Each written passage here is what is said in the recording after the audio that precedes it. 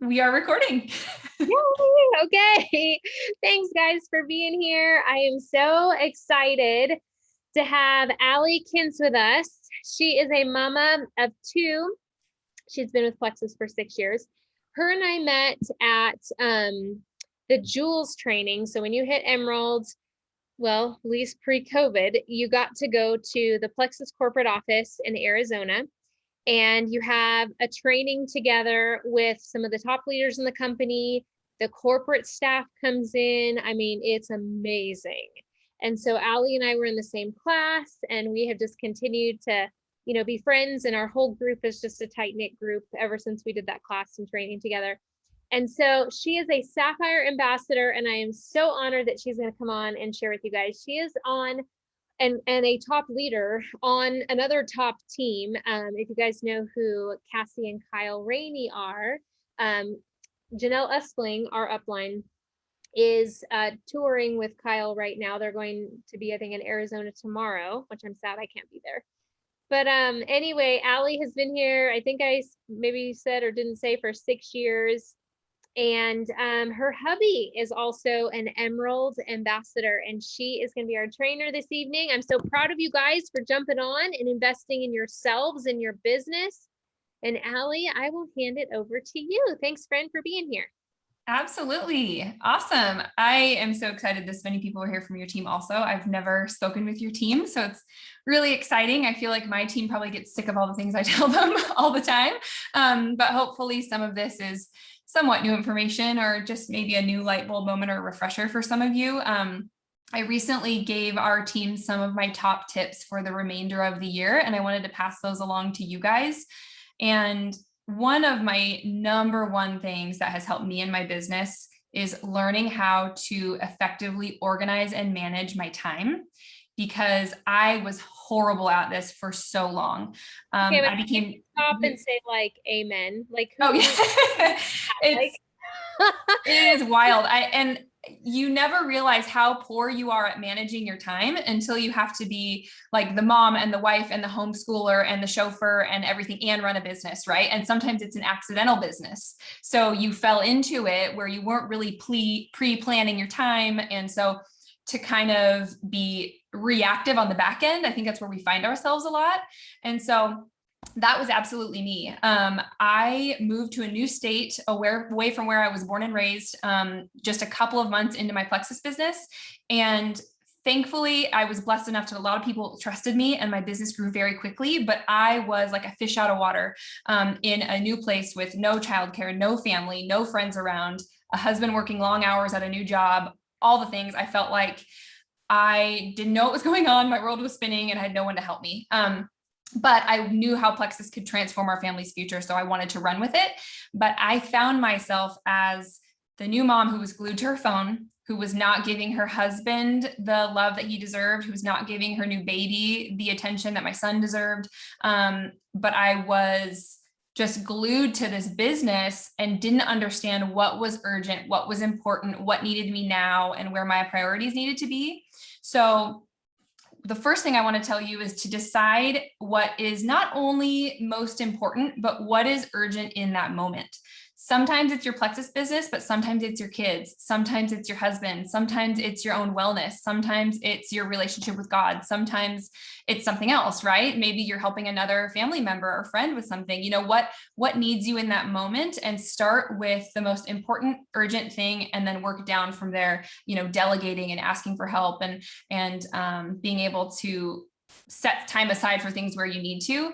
I highly encourage you to time block and not multitask. I was like the queen of having my kids in front of me, and I'm also on my phone, and I'm serving dinner to my family, and I'm checking messages, and I'm on an online event, and I'm, trying to talk to my mom on the phone or whatever. I was doing that constantly. But then everybody's kind of getting a halvesies version of you, right? Nothing is really getting the best of you, not your family, not your friends, and not your business. And I found that when I started really paying attention to what was most important in that moment is when my business thrived and my family relationships improved. So I know it's hard when you're in the thick of it to decide that, you're already feeling scatterbrained. So pre-plan your work a little bit. I'm not saying take a whole day off to plan your whole life. I'm saying maybe this evening before you go to bed, think about your day tomorrow. What does that look like? What are your commitments? Where can you find 15, 30 minutes there? I almost recommend you having family hours instead of deciding on work hours, because in this business, we all know that work can kind of come at you and all of a sudden somebody's literally enrolling like all of a sudden, right? So I would suggest that you communicate with your family about when you're going to be on with them. When are you with your husband? When are you with your friends? When are you with your kids? You know, what does that mean? And look at the days and weeks ahead and create a plan.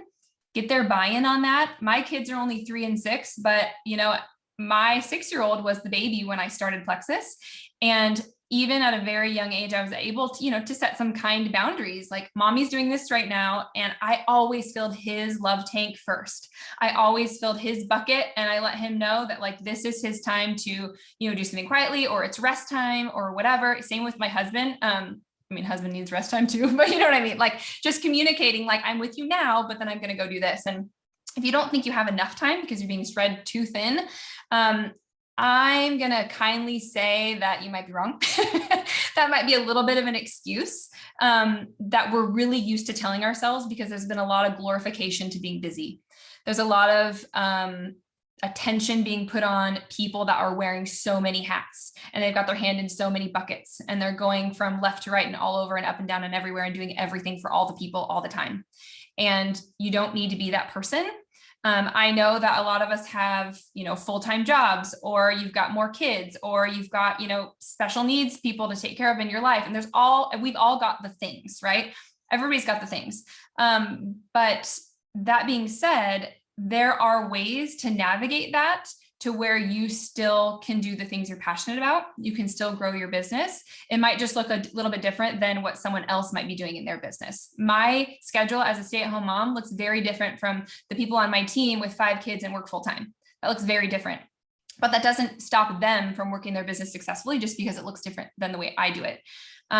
So if you need to pay a neighbor girl to watch your kids or something, or if you need to trade off some time with a friend or kind of make some agreements with your spouse or other family members, do that, but also get rid of the guilt and shame that could come from asking for time to pay attention to what you're passionate about. I think as moms, sometimes we feel like we almost don't deserve this time to ourselves. It's a hard thing to bring up sometimes to the people who are important for you, to ask for what you need and to say, this is something I want to do that I'm passionate about. I would love your buy-in, but I urge you to have that conversation with the people around you if you need to do that.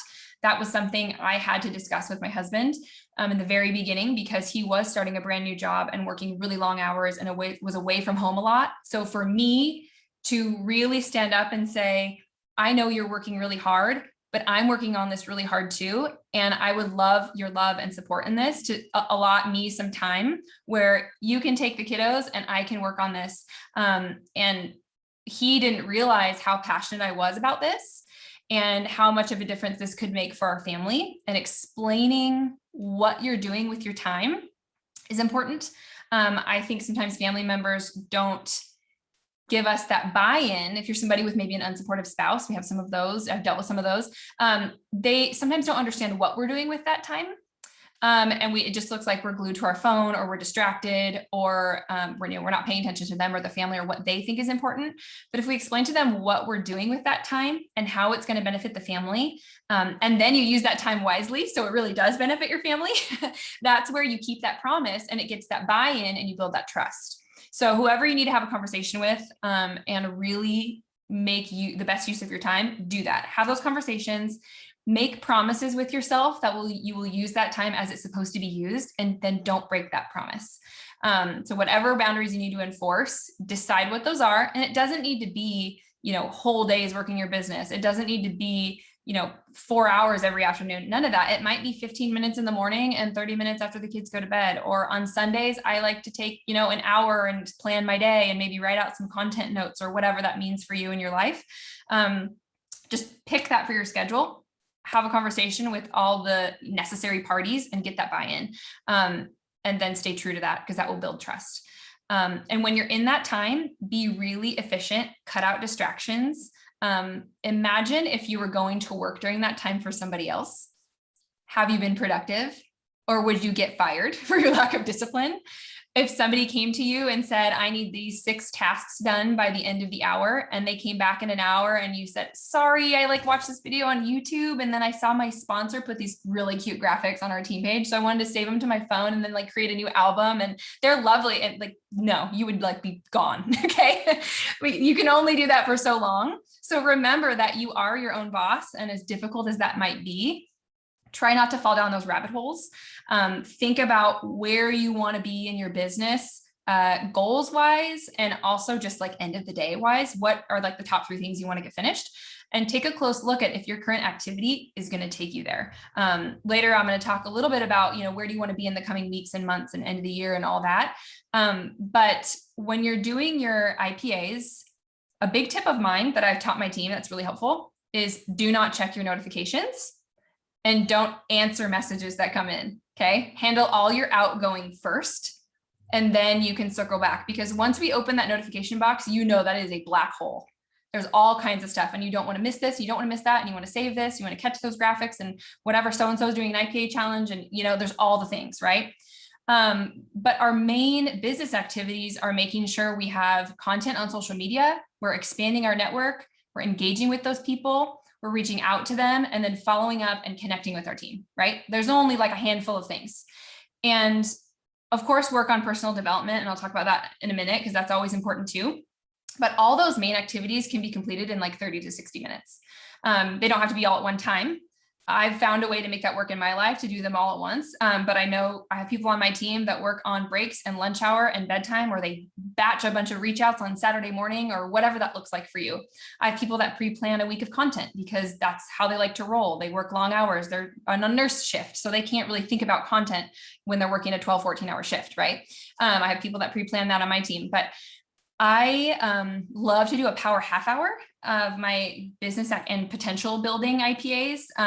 How we do that, if you haven't, maybe you've done this on your team, but it's 3 minutes of expanding my network, 6 minutes of engaging with those people, 9 minutes of straight follow with potentials, 12 minutes of reach outs. And I set timers on my phone, and then so they ping me when I'm done. And that race to finish really gets me staying on task, because I think after a few minutes, you might lose your attention span, right? It's really easy to get distracted. I'm not saying anybody's wrong or bad for being distracted. I'm just acknowledging that it happens. And so we should do what we can to try and not have that happen, so that we are building trust in ourselves and our ability to work our business, and also getting the buy-in of people around us, while also moving our business forward, right? I just encourage you to get out of the group chats and stop scrolling your feed and team pages, and don't fall down a YouTube rabbit hole of trainings when you have important, urgent work to do. If that's done and you want to go check in about something, or pop into the 3-day trial group or whatever, fine. But I would make sure all of your stuff is done. If you're feeling scattered, trying to figure out what important and urgent work to do once you sit down to do it, yay, I'm on my lunch break, or yay, the kids are in bed, now what? Having it written out beforehand is a lifesaver. And when I was a silver ambassador, I think I had 8 or 9 ambassadors on my team, I started using a planner, paper planner system. Not everybody does this, but I found a system that worked for me, where actually I can show you my planner. It's literally sitting right here. Let me go to next week. I have this planner, and it has a list of all my potentials at the top, all my newbies right here, and all my existing ambassadors at the bottom. So I go to any given day and I start at the top and work down. I know exactly who I'm talking to every single day. And I do all of my engagements on the weekend, because it's easy for me to go directly to someone's page. I can go directly to Autumn's page, go to her story or most recent content, engage with it, and go on to the next person, right?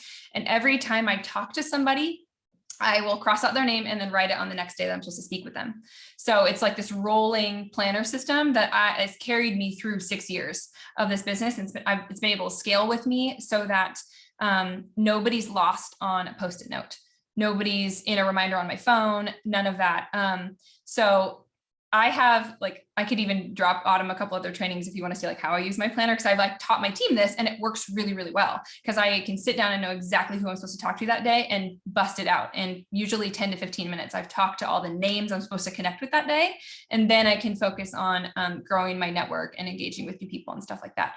Some weeks I even will write a quick note on the top of each day in my planner about posts I want to post on each day. Like if you want to just remember to do a testimony Tuesday, or maybe business posts on Fridays, or whatever you want that to be. I will make a little note if there's like, I'm doing a sampling blitz or something, or there's a 3-day trial group or whatever.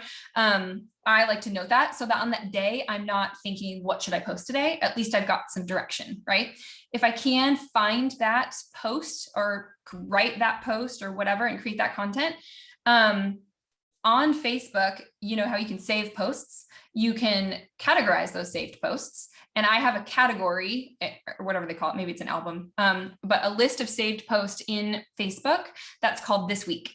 And so I save things to that. It's called This Week. And as I use them out of that, then I unsave them from that list. So it's actually a private list of my saved posts where I put things that I want to use during the week ahead.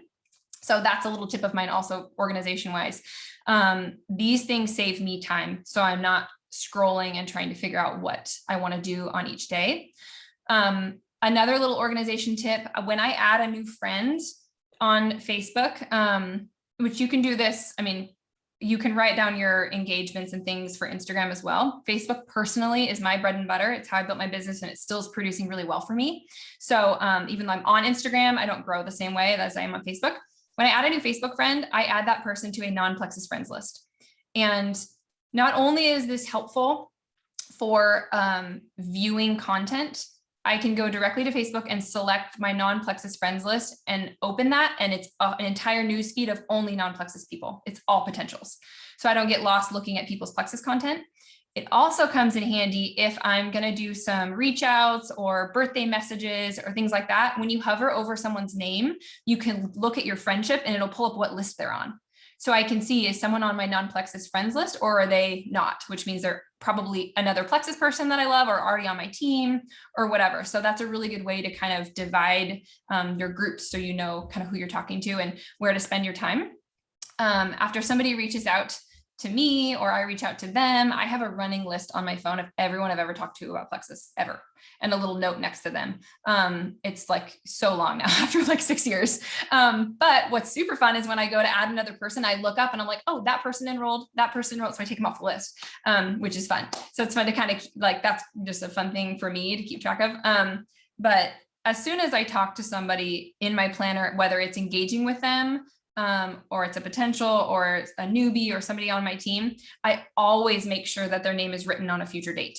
That also makes sure that these new friends that are coming in, I don't just engage with them one time and then they fall through the cracks.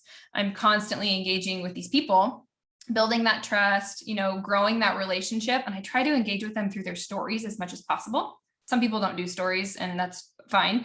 But this way, if I'm like, I'm going to do some reach outs today, I'm going to invite people to events or I'm going to send samples or whatever, I can go look maybe a couple months ago and see who I've been engaging with for several weeks now, where it's not going to be this total cold message, which don't get you a ton of results because there's no relationship there, right? But if this person feels like they know you, they've spoken with you, they have a relationship with you, the odds of them, first of all, responding, but second of all, being interested in what you have to say are much higher, right? So I love being able to flip to the current day in my planner and just have a clear prioritized plan of attack for my work time so that in no way involves scrolling social media at all. I don't do a lot of scrolling.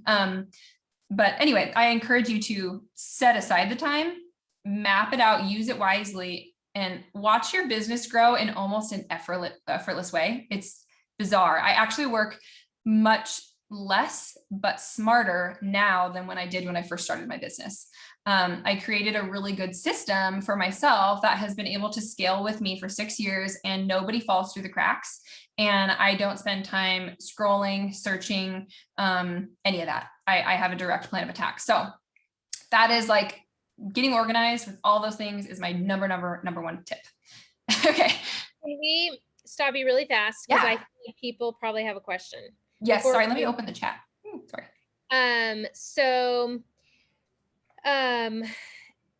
Who has a question? Natalie, go. So my question is, when you have engaged with someone in your planner and you say you put them in the future to engage with them again, what does that time span look like? Like, how often are you trying to engage with people that are new? Yeah, that's a great question, actually. So I find that a lot of people who aren't like in Plexus and they're not posting every single day, people on average are posting maybe once, maybe twice a week. So if you're brand new friends and you're all up on all their brand new content, all of a sudden it's a little like, ah. So every couple of weeks, I usually like 2 weeks later, we'll go in and write their name again. For me, I do all my engagements on the weekends in the morning right when I wake up. Because before my day gets away from me, that works well for me. So yeah, I cross out their name, flip forward 2 weeks in my planner and write their name in again.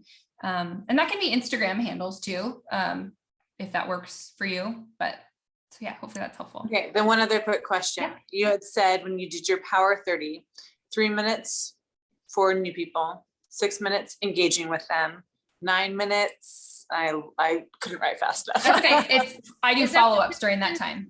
Is that the Jacqueline Stanley video that she talks about too? Is that the same? Possibly. I think I might have heard it from Brooke Hemingway a long time ago, but it's probably the same idea. Yeah, I do follow-ups during that time. We send a lot of samples on our team, which I can talk about too. But so I usually have a lot of sample people to follow up with. We love birthday sample messages. If you guys don't do that, highly recommend. Yeah, it's great. And then 12 minutes, the last one was what? Reach outs. So yeah, reach outs, and where I go with reach outs, I first go into my birthdays list on Facebook. So it's like a pre-made list of people. Again, when you have a non-Plexus friends list, you can easily hover over their name and see if they're potential or not in seconds. So you don't have to waste time figuring that out. So I go there and then I will flip back in my planner, like usually 3 months. Because I know I would have engaged with them a handful of times, right? If it's every couple of weeks. So I go back about 3 months, and look at who was on that engagement list. And those are my first set of reach outs. So once you've been doing this cycle, right, like ongoing, you've hit everybody over time. So that's how I like to do that. Little tip there. Maya, did you? I have a question to kind of go back from how you put somebody's name in and then a couple weeks later, you'll follow up with them as a new connection. So how many people are you friending a day, or are you connecting with a day? Because I mean, on Facebook, you friend them. Or are these also people that are asking you to be friends? Because then you would have to try and figure out if they're Plexus or not. Totally. So how does that look? So I usually add a few friends every day. I would say 2 to 3 a day on weekdays when I'm working, and they come from a few different places. So if you're newer, you can usually use the recommended people that Facebook gives you because you probably haven't tapped out a whole extended network yet. I do that. I also love to think about who are some old connections I would have had, like coworkers or school or organizations or whatever, and kind of explore that and see where acquaintances might be, and see who are they friends with that I might actually know and not be like totally oddball if I friended them. But where a lot of my people come from now, 6 years later, are Facebook interest groups. About once or twice a week, I'll go into an interest group. I personally am in some Central Oregon moms groups. I am in due date groups for both of my boys. We love to travel. I'm in a traveling with kids group. That's been a great group for us. So whatever your interests are, I go in there, and once or twice a week, I will engage on some of the questions and stuff that people are asking there. And I'll also ask a question in there, and I'll reply to all of the comments, and I'll visit the people's pages that will comment, and I get kind of a conversation going in the replies. And I'll go to their page and see if it's someone that really fits my ideal customer. And if they are, I'll send them a friend request. Not out of nowhere. I will have talked to them a little bit first. So that's where most of those come from. And I would say, not everybody's on Facebook every day. So the people accepting my friend request kind of roll in, in the next couple of days. And that's why I'll usually do Mondays and Thursdays, which just works for me. So whatever that is for you, it's a habit I've gotten into. Like I start my week getting into my interest groups. That has been huge for me, especially if you feel like you've got a small network or not a very receptive network, or you've tapped out your network. There are so many people out there, right? And not everybody accepts your friend request, but a lot of them do. A lot of them do, especially if you are maybe engaging in that group and they see you engaging on stuff, you know, on other posts and things. You're not just in there asking a question, friending a bunch of people and getting out. If you're an active member of that group and you've also really sparked up a conversation with them in the replies, then that can be really helpful in them, you know, wanting to accept your friend request. So yeah. Love that, and great question. Anybody else before we have her move on to the next topic? I just figured like that was such good stuff, inspiring good. of organizational stuff of like what everybody does with their business. Yeah. And Allie, like, I know exactly what you have said in that it cuts down your stress levels, you're more effective and efficient because you have a system. So I just cannot stress enough to you guys, like, figure out a system for you, what works, and then you show up each day to work your business in whatever system you have set forth for yourself. I do have one more quick question, Allie. Yeah. So Yeah. I have been here 5 years and have worked on a lot of engaging and relationship building, but I've gotten to the point where I have like the number of messages that I'm like engaging with and conversations I'm having is overwhelming. Like so I feel like, you know, I try to add new friends and engage and message, but then I'm like drowning in the conversations that come from that, which is great. And that's part of it, but I'm trying to figure out how I can balance not spending then all of my time responding to the 45 messages that I got the last 2 days, and still doing the proactive reaching out. So do you have any way that you balance like how quickly you try to respond to someone, or, you know, like multiple conversations that come from all? It's so funny. I have a level 1 who's in the similar boat as you. She's very personable and loves like building relationships with people.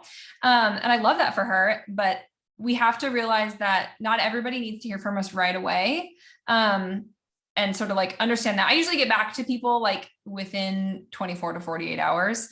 I mean, if they're actively like enrolling, then that's a different story. But, you know, if it's just somebody on Facebook that I'm building a relationship with, then it's okay that they don't need to hear from me like in that moment, or even sometimes by end of day. And my team knows this, and my network kind of understands this too, because they've seen me and know me that once my kids are home from school, I'm pretty much out of commission until the next day.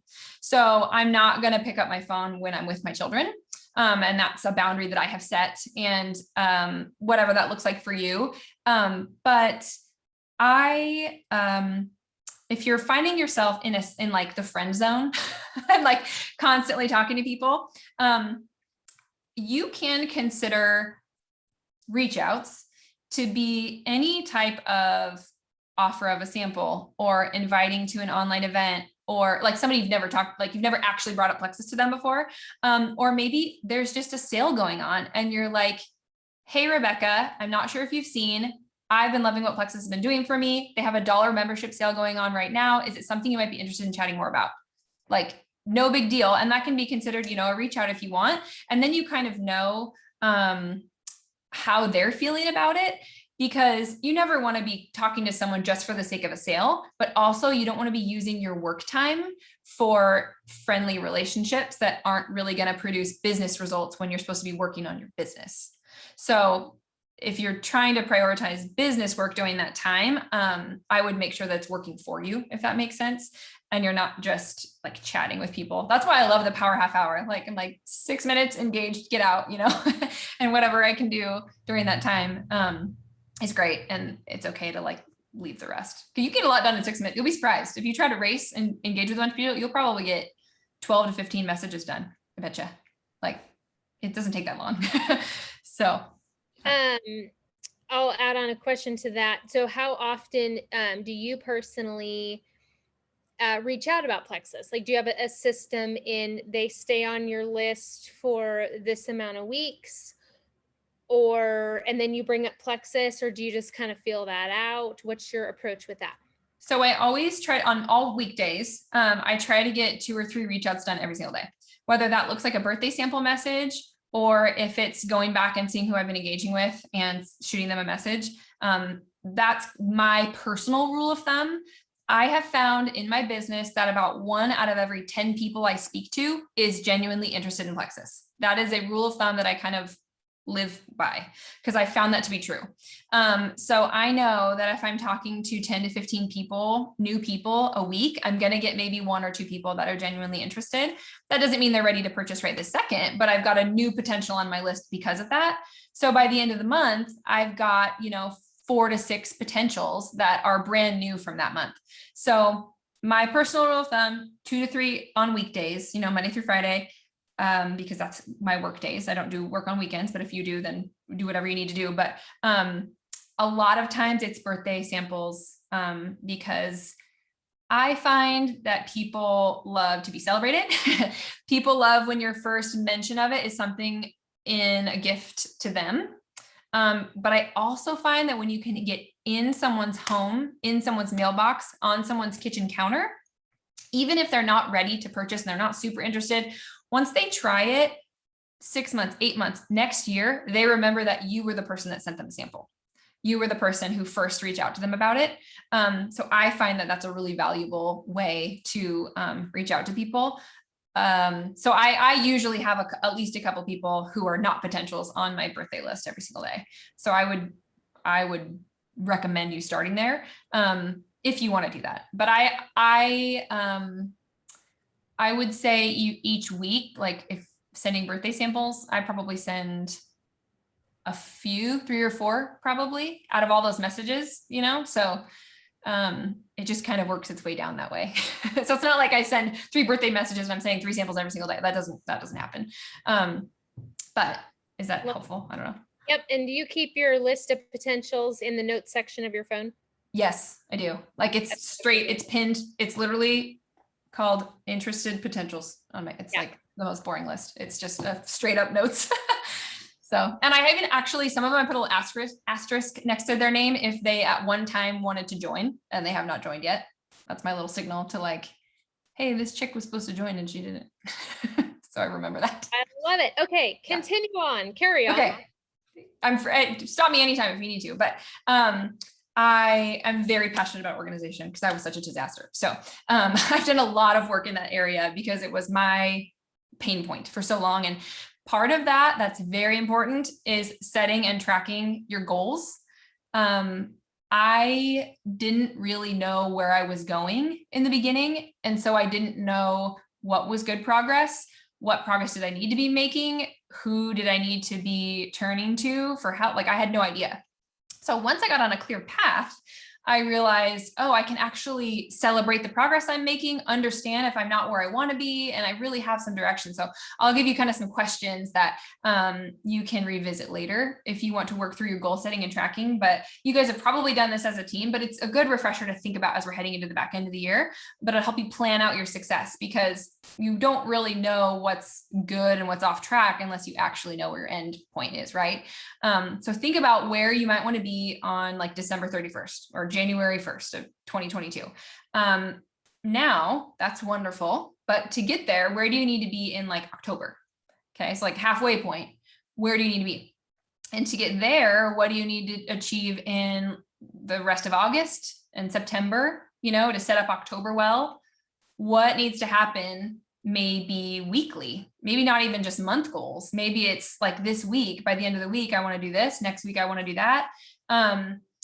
Write out what those goals are and look at the most immediate ones and take a look at what activities you need to be doing now.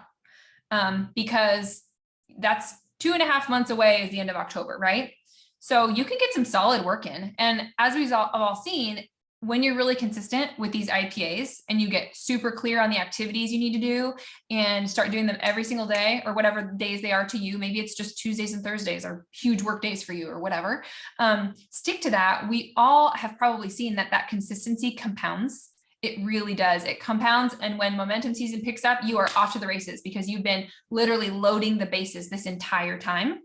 So understand that if you're not in a season of momentum, you're prepping for one. So you're either in it or you're preparing for one at all times. And if it's a point growth goal by, October or by the end of the year, how many points? Where do you want to be? What is that in reference to a rank goal? What's that going to do for your family? What kind of paycheck would that be? What would that buy for your family, right? Now, where are those points going to come from? They're going to come from personal enrollments. They're going to come from team enrollments. They're going to come from ambassador orders or soon to be VIP customers, right? At the different PV thresholds. I mean, I encourage us all to really look at enrollments with welcome packs. I think that points coming from smaller orders are just icing on the cake. Those are just gravy. I would look at enrollments, 100 PV orders and enrollments. And I encourage you to set a weekly enrollment goal at the beginning of each month. And if you need to set one now for the rest of August, that's great. And focus on getting those welcome packs, but decide what you will be responsible for and find out what your team will be responsible for. If you have leaders that you can help with their goals or new people interested in having an event or sharing or whatever, talk to them about their goals for the month and get a clear picture, or the goals for the rest of the month, right? And get a clear picture of the activity that they're committing to. If they say, I'm going to enroll 9 people by the end of August, but you haven't seen them post once, then maybe have a come to Jesus talk with them about that. Like love them enough to really help guide their activities and say, okay, I think this might be what we need to do, or, help them in their IPAs or whatever. Don't place a goal on someone else, right? Ask them their goals and support them in that and work that into your own plan. If Autumn tells me she just really wants to help her level 1 go silver this month, and maybe she'll enroll a couple people along the way, I'm not going to be like, hey, Autumn, I need you to enroll 9. Like, I need you to do that. Like, I'm not going to do that to my people, right? So, and they're not going to want you to do that. So definitely ask them, get their buy-in. What are your goals for this month? How can I help you achieve those? What do you think we need to do? Is there anything you need to adjust? How can I help you find trainings that you need? Do you want to set up power half hours with me? Whatever, right? Or when are you finding work time? What do you think you need help with? I find that questions like that often help people find the answers to their own issues, right? A little bit of coaching, a little bit of gentle coaching, asking them what they need to do and where they might need guidance is helpful. But then you can lock arms with them and check in with them each week, every other week. But I recommend every week. I talk to my leaders every single week, even if it's somebody brand new who wanted to invite their sister and their mom because they have IBS and they want to do it with them. I am speaking with them about that. Like a couple of days later, hey, do your mom and sister need a sample, or should we have a little online info event for you to invite them to, or, what do we need to do here? Right. I really hold people to their word because that's my job as their guide, as their coach, as their leader, as their sponsor. Even if you're just trying to have them go silver and like, they don't even know what silver is yet. I talk to them like every couple of days, because if someone tells me, yes, I want to do this, then I am all in, right? Until they tell me I'm not wanting to do this anymore. And sometimes your leaders will give you that signal, right? They're not really responding. They're not really posting. You ask somebody to invite people to an online event and they didn't, have that chat. You wanted this and we were going to work on this and that didn't really happen. Is it still something you're wanting, or do we need to adjust? Have that honest conversation. That will help them build trust in you also. That will show a lot of, leadership and credibility if you can have kind of some uncomfortable conversations like that. If you have a team that like nobody wants to share at all, nobody wants to have online events, nobody wants to send any samples, that might mean you need to talk about it more, both on social media and with your people. So some of my kind of tips there is talking about the business like 2 to 3 times a week at minimum. I would highly recommend you do that. If you're having trouble with people even warming up to the idea, go look at like your last 3 months of content and count how many business posts you had. Was it like once a month? Was it once every 2 weeks? Like, you know what I mean? So if you think about, why do I have a bunch of wholesale product takers? Well, if you're just like taking a pink drink selfie every 3 days, like that's all they know about, right? So just take a look at that and do a little self-evaluation there, because I consider my posting on social media as part of my follow-up, because my network is watching me, my team is watching me, my potentials are watching me, and I'm making sure they're watching me because I'm engaging with them, right? Like that's the whole point. So even though I may not be directly asking them right off the bat, in the beginning, they're seeing everything that I'm posting. So the more they hear about the opportunity, hear about even what small paycheck could do for them, the more they're going to warm up to that idea, right? And I do ask every single person that comes into our team, I ask them who they know that can do this with them. I help each person find an accountability partner. And I ask them who they might know who could help keep them on track, because I will be here virtually for them, but I would love for them to have someone in their life that they see more often than they see me. So who can that be for them? Not everybody says they have somebody. Most people say, I don't know, I just want to try the products first. That's totally normal, but at least I've introduced the idea, right? Then you get some people who say, yeah, actually my husband would really use this, or my mom, or whatever, right? And mention that they've got their 3 samples in the Engage app, or mention, you know, what do you think about me having a little online event for you, for them to learn about Plexus and see if anybody wants to enroll. Have those conversations. And I always revisit it like 3 months down the line, because by the 90-day mark, they're usually seeing some awesome results. Like they've gone through detox. Like if you've got them on their 3rd order, they're seeing some kind of positive result. I know there's like sometimes the total train wreck people that you're just like, I don't know what to do. Like it's problem after problem. I know there's like a few people like that, but most people by 60 to 90 days, they're like, yeah, I got energy. I'm like sleeping great. My like IBS is better. I'm happier. Like there's usually something in there. They've dropped weight, whatever it is. And I'll ask them again, now that you're seeing such awesome results, what do you think about me having a little info event for you? Or what do you think about me writing up a little post for you that you can share and see if anybody might like to do this with you? So I revisit that. And I have 2 really great success stories actually about that. I had some people join in December, January time, these 2 ladies, and I asked them in spring if they wanted to have an online event. And both of them said yes. They're Katie and Nikki. I had 2 separate online events in April, and both of them went senior silver. And my Katie is 5 points away from gold last month. So she caught the vision, and both of them did, and they're like loving it. So you just never know who those people are going to be. So revisit that, even if they're the people that were like not interested, and be confident and not blunt, but or not in like a forceful way, but straightforward. Like, I would love to help you do this. Is that something you're interested in? And be really excited about what the opportunity could do for them. And it doesn't need to be like, let's start a business or let's get you silver, because those terms don't mean anything to people. But if you can tell them that they, you know, are going to make about $30 to $35 if somebody joins them, and then if 3 people join them, they'll get like a bonus $100 or $200 if it's, you know, one of these months with a 369. That can be some good money for people, and that can help pay for their products for the next few months. You know, I always like the line, if I could show you how to pay for your products, would you be interested in that? Or if I could show you how to make enough to cover the cost of your products, would you be interested in that? So it doesn't need to be high stress or forceful, but you have to be bold enough to ask, right? So talk about it more in your content, and ask everybody. I mean, challenge now, go back to your entire team this week, like everybody, every single person, and just ask who might want to have an online info event, like for them. I find that team events are awesome, and I invite my team to invite people to them. But if you have one person taking ownership of their event, they are much more likely to be active in that, invite to that, engage in that, when it's really their event. So you're gonna get back what you talk about. Just remember that. So the more you can talk about the opportunity, the better, because it's gonna warm people up to that idea. And the key to your team growing exponentially long-term is going to be that duplication piece, because we've got retention, recruitment, retention, and duplication are like the 3 pieces of our business. And take a look, some self-evaluation of where you're at. Maybe you're a really strong recruiter, but they're falling out in the back end. Maybe you can recruit and retain, but nobody's working the business, right? What does that mean? Or maybe you're just not recruiting very well.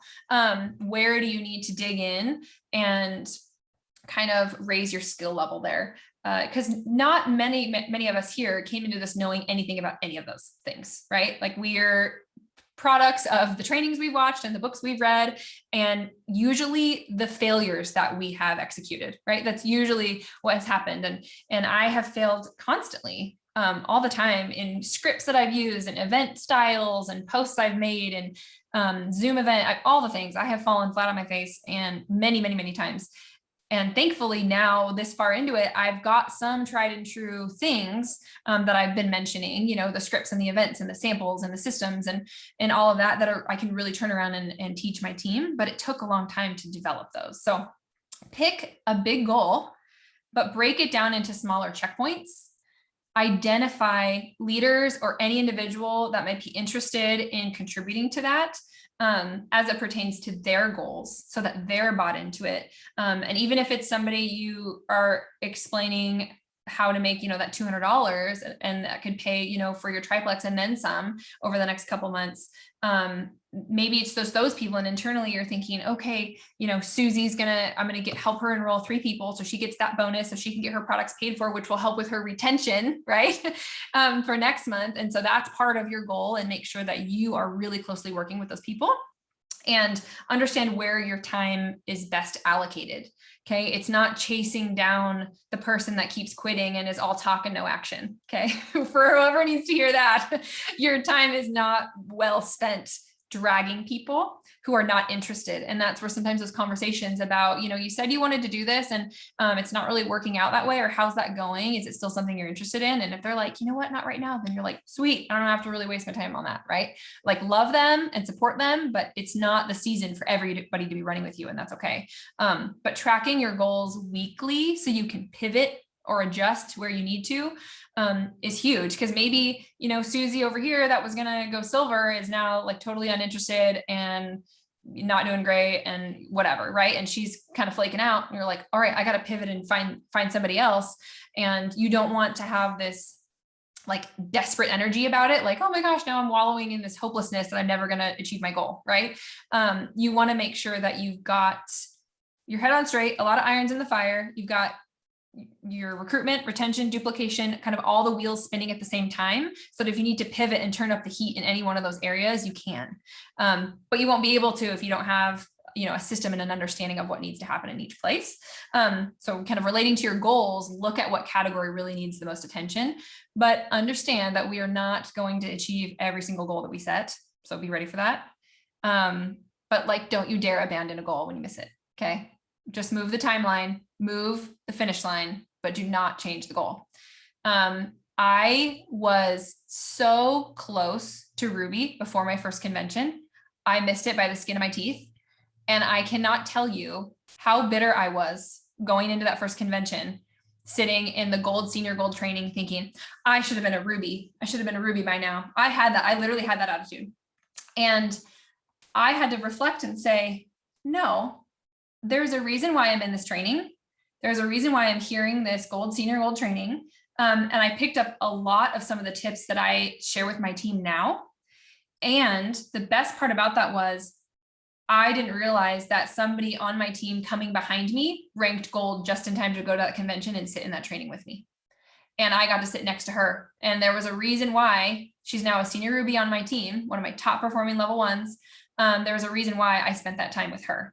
And we weren't separate. And so I felt going into that, like, why shouldn't this? And woe is me. I missed this goal. And it ended up being a huge blessing for a team member and for myself and somebody who's been with me for the long haul. And now I understand when I set goals, sometimes you got to move, you know, the end date, and that's okay. You know, I'm a Sapphire ambassador now, and I went Sapphire 5 months after I wanted to. I wanted it to be in December of 2019. I went Sapphire in May of 2020. What if I would have just quit? Like, what a shame would that have been, right? But it all works out because there was a lesson I needed to learn. There were some things that I needed to adjust. There was some duplication that really needed to happen. There were some business builders that hadn't even joined my team yet that I saw thrive through that springtime season in 2020 that are now, gosh, senior gold ambassadors on my team. Now I'm thinking about who joined. Like, it's crazy. Like, all of that would have been missed. So always just adjust the timeline.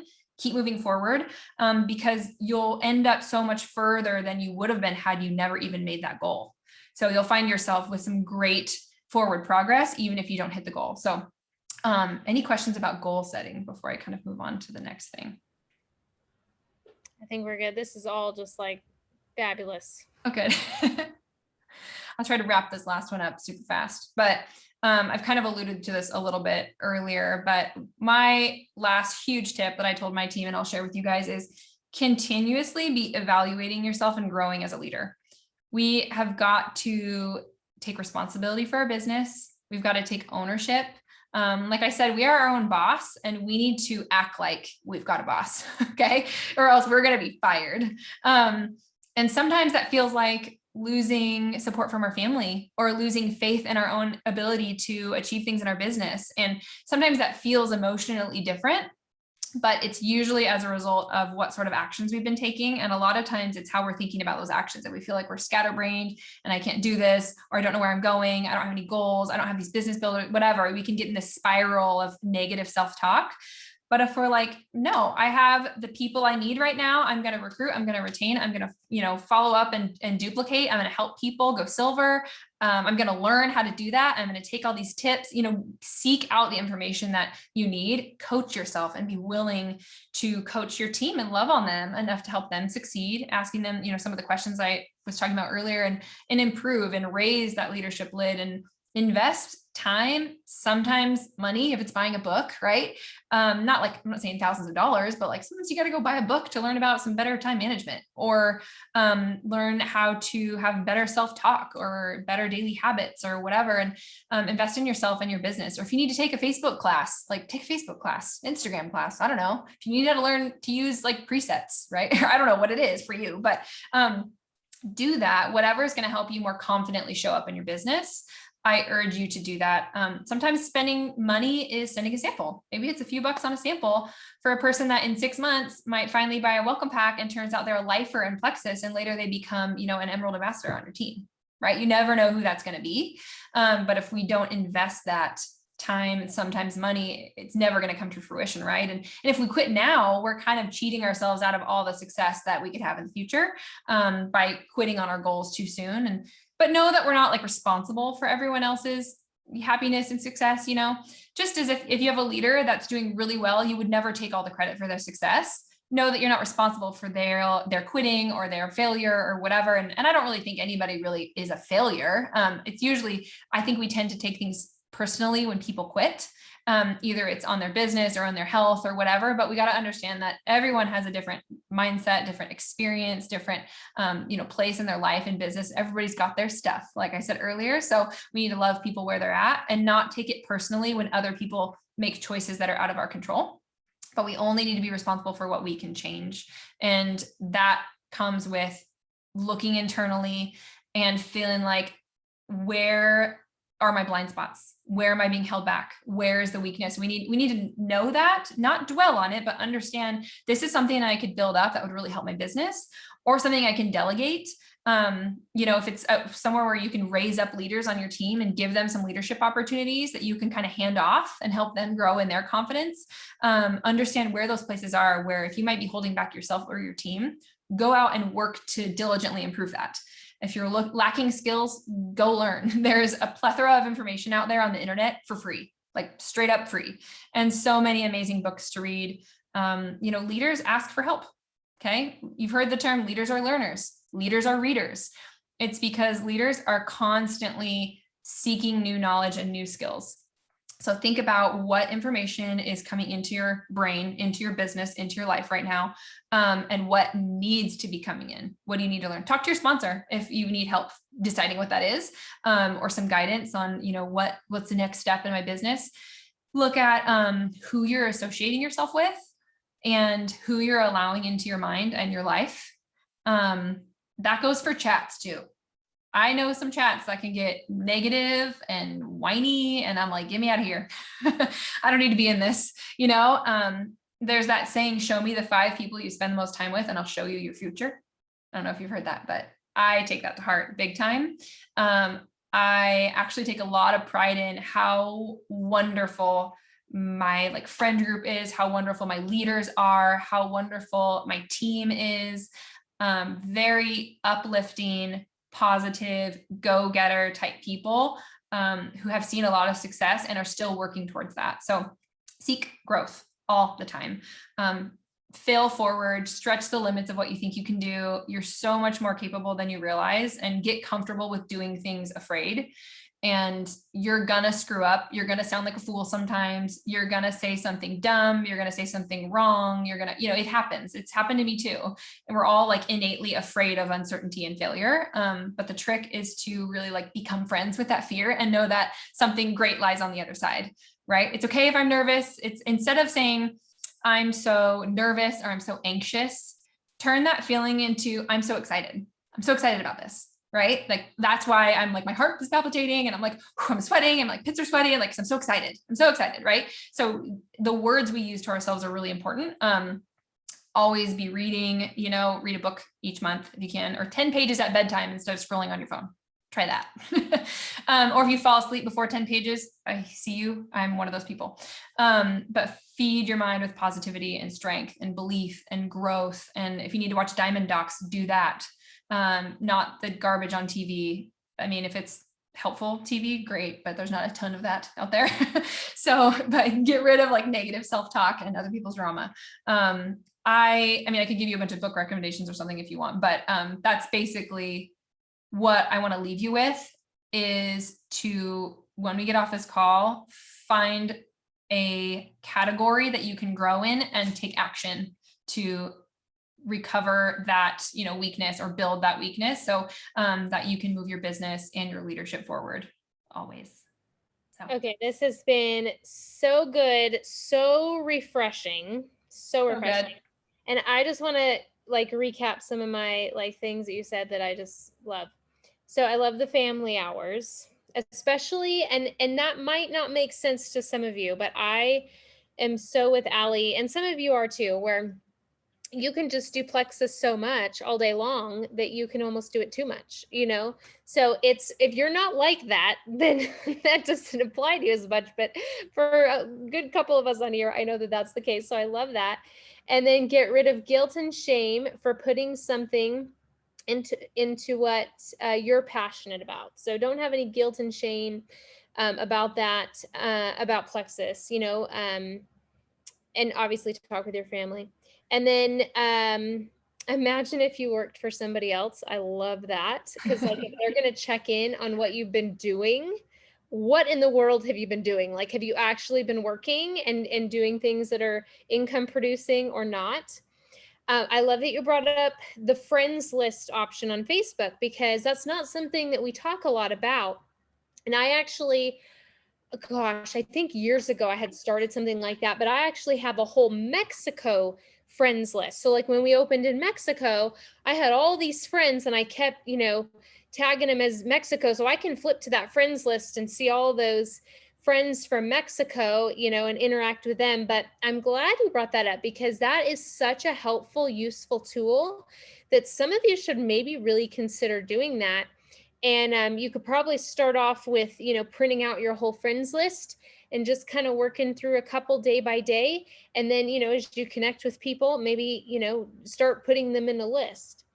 And then your Facebook interest group, so that, and then if you're not in a season of momentum, you're preparing for one. And so I love that. And that's so true, because I think so many times, people just kind of fade off and, nothing exciting is going on. But then when you come back and you're ready to work, now you've got to play catch up, where if you would have just kept working, if you would have just kept planting those seeds, you would be back into momentum in no time. But instead, now you got to kind of start back over and planting those seeds and wait for that harvest. And so now you got to have a little bit more patience to get things up and going again. And it'll happen.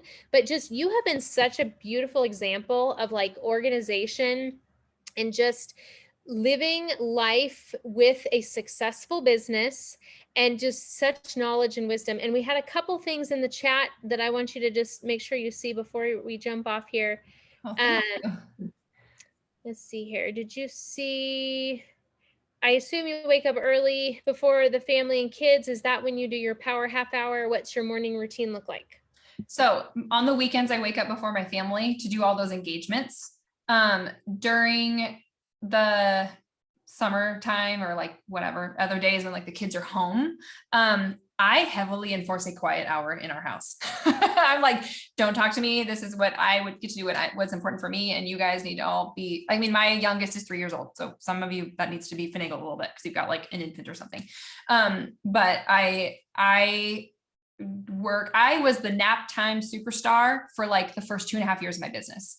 All I did was work in like an hour and a half pocket of time, and sometime in the evening. So, but power half hour I'll do during that quiet time during the day or after my kids are in bed when nobody's going to bug me. Cause we all know that you think kids are going to nap and then sometimes they don't nap. Like it totally happens.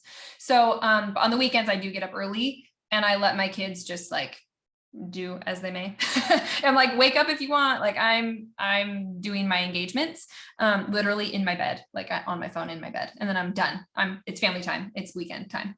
So, yeah, that's how when I do my power half hour, it's either nap time, quiet time on the weekends in the morning or after bedtime. It doesn't have to be the same every day. Like no one's saying, you know, Autumn, you have to do your power hour at 6 a.m. Monday through Friday. Like nobody says that.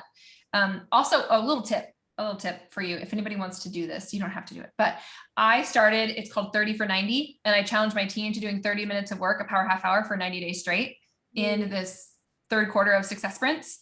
And our team is like rocking and rolling. It's a little chat group. So an idea, if it's something you want to do for like fourth quarter or something, we chime in every day with what we did. And it's just a bulleted list of like 2 birthday sample message, 3 follow-ups, you know, 3 new friends and posted and put in my stories or whatever, like that's it. And it really keeps each other accountable. And now I'm the one who started the group. And if it's like 9 o'clock at night, I'm like, oh, I'm not in my 30 for 90 group yet. Like I need to go tell them what I did. Like it's really like holding me accountable too. Anyway, that's a little tip, but my power half hour is a little all over. And the last thing, do you send samples for birthdays from the Engage app or personally? I've been doing them personally lately. When I had free ones in the Engage app, I sent those ones. But like a stick of Slim can go in a single envelope with a stamp. So it's cheaper. Like if you're going to buy, because on the Engage app, they're sending 2 samples and it's a little bit more expensive if you're going to buy sample credits, but like a single stick of Microbiome Slim put in a card and envelope is just 1 stamp. So it's like faster. Okay. I can write a card, you know, my own little card. This has been amazing, Allie. Thank you so much for coming on and spending You're so welcome. time with us. Thank you guys. Have a wonderful evening, Allie. You too. I'll send you the recording. Okay. Thanks, guys, and have a great one. Bye. Good night.